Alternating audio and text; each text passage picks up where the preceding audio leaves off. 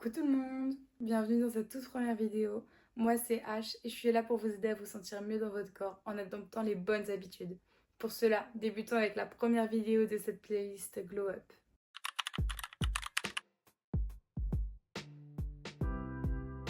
Aujourd'hui, on démarre avec toute une série de beauty tips pour devenir la meilleure version de soi-même. On se met pas la pression, on y va chacune à notre rythme. L'objectif c'est pas d'être parfaite en 5 jours, mais de prendre soin de soi pour se sentir mieux dans son corps.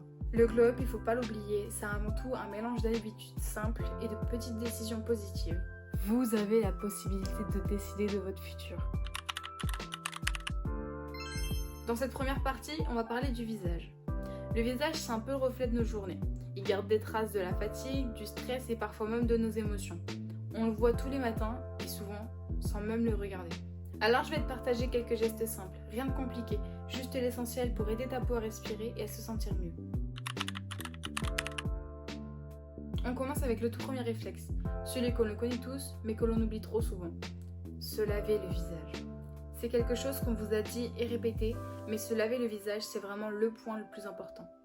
Si tu veux avoir une belle peau, tu te dois de te démaquiller tous les jours et de laver ton visage le matin pour enlever l'excès de sébum qui sera sécrété pendant la nuit et le soir pour enlever la saleté et la pollution qui seront venues se réfugier sur ton visage. Entre le maquillage, la pollution et la fatigue, tes pores se bouchent et empêchent ta peau de respirer. En lavant ton visage, tu élimines le plus possible de bactéries indésirables et donc tu limites l'arrivée de boutons et irritations. Une fois que ta peau est bien propre, elle est prête à recevoir ce dont elle a vraiment besoin et c'est là que la routine skincare entre en jeu. Attention, on ne parle pas d'une routine skincare avec 12 produits différents à des prix exorbitants comme te le montrent les 3/4 des influenceuses beauté. On te parle simplement d'un moment que tu vas prendre pour toi, chaque matin et ou chaque soir pour te chouchouter un peu et prendre soin de toi. Il te faut simplement des produits adaptés à ta peau. Ça peut être très simple. Pour ma part, j'utilise le gel purifiant de la marque Cattier et le sérum The Ordinary contre les imperfections, sans compter l'hydratation. Ce qui compte, c'est la régularité. Mais ce n'est pas tout, il faut aussi la protéger. Si tu devais rajouter 1 ou 2 produits à ta routine skincare, ça serait bien la crème hydratante et la SPF. Sun Protection Factor. L'hydratation, c'est pas que pour les peaux sèches et sensibles. Si tu as une peau à tendance grasse, le manque d'hydratation pousse ta peau à produire davantage de sébum et donc tu auras la peau encore plus grasse. Et la SPF, c'est toute l'année. Elle ne sert pas uniquement à ne pas te transformer en écrevisse, elle protège aussi ta peau des UV et du vieillissement prématuré. Grâce à ces nouvelles habitudes, tu garderas une peau de bébé douce et rebondie et dans 10 ans, tu te remercieras d'avoir prévenu assez tôt les taches, les rides et le teint terne. On pense trop souvent que pour avoir une jolie peau, il faut trouver la crème parfaite. Mais en réalité, notre peau, c'est aussi le reflet de ce qu'on lui donne. Ce qu'on mange, ce qu'on boit et les petites habitudes du quotidien comptent. J'en peux plus de mes cheveux qui tombent. On est bien mieux comme ça. Je ne vais pas te demander de faire un régime strict où tu ne mangeras que du concombre et des carottes. Mais si tu commences à instaurer des petites habitudes saines, ça peut vraiment changer la donne. On va pas se mentir, quand je vous dis ça, vous pensez directement à vos parents et aux pubs à la télé.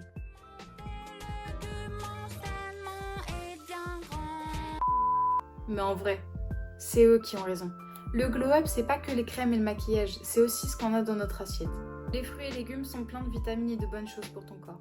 Ils vont t'aider à avoir une peau plus nette, plus lumineuse et tu auras plus d'énergie. Et là, vous allez me dire, mais H, les sucreries aussi, ça donne de l'énergie. Et vous avez pas tort. Seulement, les sucres rapides contenus dans les gâteaux, les sodas ou les sucreries font monter ton pic d'énergie d'un coup, mais il redescend aussi vite qu'il est monté. Alors après ce pic d'énergie, tu te sentiras crevé, irritable et peut-être même triste. A l'inverse, les sucres contenus dans les fruits, le fructose, sont accompagnés de fibres qui ralentissent l'absorption de sucre. Donc l'énergie arrive plus lentement, mais elle reste plus longtemps. Alors, tu choisis quoi ? Mais dans l'alimentation, on compte aussi l'eau. C'est grâce à l'eau que ton corps fonctionne.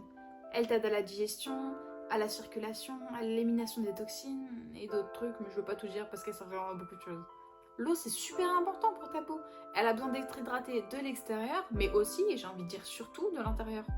Si tu ne bois pas assez d'eau, ta peau peut devenir terne, sèche et sera plus sujette aux irritations. Et c'est pas la Nivea qui va rattraper le niveau.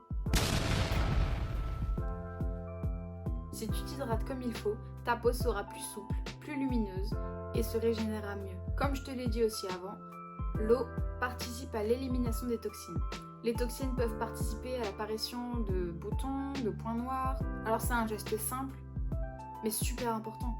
Avant d'investir dans des crèmes hors de prix, demande-toi si tu bois assez d'eau.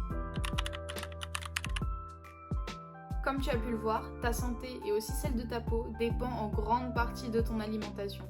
Mais c'est bien de boire beaucoup d'eau et manger ses fruits et légumes. Mais je pense que le point le plus important, ça va être d'éviter les aliments transformés et les aliments inflammatoires. Ces aliments, souvent trop riches en sucre ajouté, en mauvaises graisses et en additifs, comme pour les plats préparés, les gâteaux industriels, les sodas, tout ça va favoriser une inflammation chronique qui va se refléter sur ta peau. Alors je ne vais pas vous dire d'avoir une alimentation parfaite, mais si tu remplaces petit à petit les aliments transformés par des aliments frais, simples et complets, ta peau va s'auto-réguler naturellement. Là, vous allez me dire, mais H, comment je fais pour avoir confiance en moi si je suis pas maquillée, si je suis ronde ou autre? Mais la vérité, c'est que vous n'avez pas besoin de ressembler au mannequin de Victoria's Secret ou de n'importe quelle marque pour être belle. Vous n'avez pas besoin d'avoir 3 tonnes de maquillage sur la peau pour être belle. Vous êtes belle, peu importe ce à quoi vous ressemblez. Tu dois te dire que peu importe ce à quoi tu ressembles, tu es une 8 sur 10. Je sais, ça peut paraître un peu flou, mais je vais t'expliquer. Si tu ne crois pas en toi, qui le fera? On a toujours attendu la validation de l'extérieur avec les likes ou le regard des gens. Mais la vérité, c'est que pour être belle ou pour avoir confiance en toi, tu n'as rien à mériter. Si tu pars du principe que tu es une 8 sur 10, tu reprends le contrôle. Si tu te regardes avec bienveillance, si tu as confiance en toi, tu vas dégager quelque chose que les gens ne vont pas louper et ça va te rendre vraiment 10 fois plus belle que tu ne l'es déjà. La beauté, ça passe aussi par une question d'énergie et une manière d'être. Donc si tu reprends le contrôle, que tu décides que tu mérites aussi l'amour et le respect sans avoir validation de l'extérieur, tu as tout gagné. Ce conseil, je suis sûre que tu le connais déjà parce que c'est vraiment un conseil qu'on entend partout. On passe notre temps à regarder des films et séries ou à regarder des gens sur les réseaux et à se dire « Oh, elle est trop belle, oh, j'aimerais trop être comme elle ». Mais en fait, la vérité, c'est que toi aussi, t'es importante. Tu es le personnage principal, la star de ta propre vie. Tu dois pas te dire « Je suis juste un personnage de plus dans ce monde ». Tu dois romancer ta vie au max pour te sentir vraiment comme ce personnage principal. Et puis pour que la vie soit plus facile à vivre aussi. Même s'il fait pas beau, que t'as le moral dans les chaussettes, mets ta musique préférée dans tes écouteurs et vis ta vie. Si tu as envie de danser, de chanter dans la rue, fais-le. N'aie pas peur du regard des autres. Tu vas les croiser une fois et puis après, si ça se trouve, tu réussiras même à décrocher des sourires. Tu vas te sentir comme dans un film et ça va vraiment booster ta bonne humeur. Quand tu fais quelque chose pour toi, il faut pas que tu te dises que c'est qu'un détail. C'est une scène importante pour toi et pour tes spectateurs. Dans ton film, tu peux créer l'ambiance que tu veux et tu peux surtout décider de qui fait partie de ta vie ou non. C'est toi qui as le contrôle. Mais attention, c'est pas parce que tu es le personnage principal que tu te dois d'être parfaite. Tu as le droit d'avoir des coups de mou toi aussi. Mais tu dois simplement ne pas t'oublier. Tu dois t'assumer et ne pas te mettre au second plan comme une simple figurante. C'est ta vie, vis-la comme tu en as envie. Fais ce que tu veux. N'attends pas la validation de l'extérieur. Tu n'as pas besoin de l'avis des autres pour briller. Ensuite, ce point peut vraiment servir à beaucoup d'entre vous qui vivez avec trop de regrets. Tu veux essayer quelque chose? Fais-le. Si ça marche, génial! Et si ça marche pas, tu en auras appris des choses. Tu apprendras ce qui te convient, ce qui te ressemble, ce qu'il faudra éviter la prochaine fois. Mais en fin de compte, c'est aussi une forme de réussite. Le seul échec, c'est de ne pas essayer. Il faut que tu apprennes avec tes expériences, pas avec celles de ton entourage. Ça s'est passé comme ça pour eux, ça se passera pas forcément comme ça pour toi. Donc avance, ose, même petit à petit, parce que chaque pas te permet d'écrire ton histoire, de prendre confiance en toi et de devenir la version que toi tu as envie d'être. Enfin, pour ces tips, vous ne devez jamais vous oublier. Ce n'est pas égoïste de d'abord penser à soi, c'est être équilibré. Tu n'es pas là pour vivre en fonction des autres, tu n'es pas obligé de suivre toutes les règles. Si tu veux avancer, te sentir bien, rayonner pour de vrai, tu dois te mettre au centre de ta vie et penser à toi. Fais ce qu'il te plaît. Arrête de t'excuser de vivre parce que tu vis comme tu en as envie. Tu as le droit d'aimer plein de choses et de choisir des chemins différents. Et surtout, tu as le droit de dire non si quelque chose ne te plaît pas.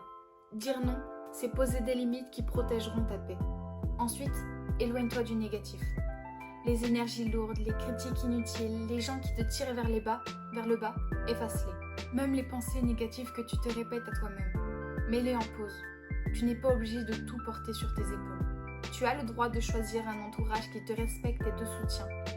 Et tu as le droit de cultiver un espace dans lequel tu te sens bien. Et surtout, prends du temps pour toi. Repose-toi.